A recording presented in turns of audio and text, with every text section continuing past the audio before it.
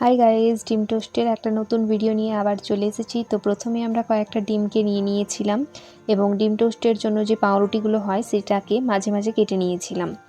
তো এরপরে আমরা ডিম টোস্টের ডিমটার জন্য ধনেপাতা কুচি এবং পেঁয়াজ কুচি, লঙ্কা কুচি এবং রসুন এগুলোকে কিন্তু আমরা নিয়েছি।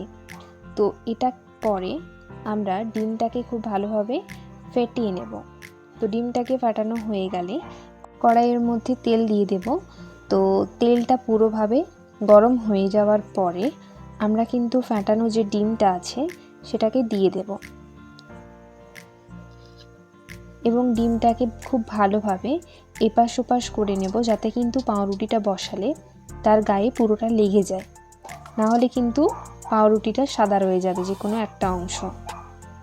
তো এরপরে আমরা পাউরুটিটাকে খুব ভালোভাবে বসিয়ে নেব দুটো দিকে। দেখতে পাচ্ছ খুব সুন্দরভাবে বসানো হয়ে গেছে।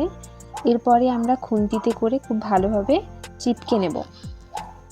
সাইডে লেগে থাকা যে ডিমগুলো সেটাকেও কিন্তু আমরা ডিমের গায়ে লাগিয়ে দেব, যাতে ডিমটা ছেড়ে না যায়।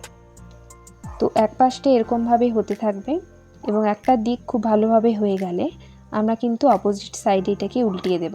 তো দেখতেই পাচ্ছ কতটা মুচমুচে হয়ে গেছে জিনিসটা। তো এটা আমাদের ফাইনাল লুক। কেমন লাগলো জানিও এবং পরবর্তী কোনো রেসিপি দেখার জন্য চ্যানেলটাকে সাবস্ক্রাইব করো।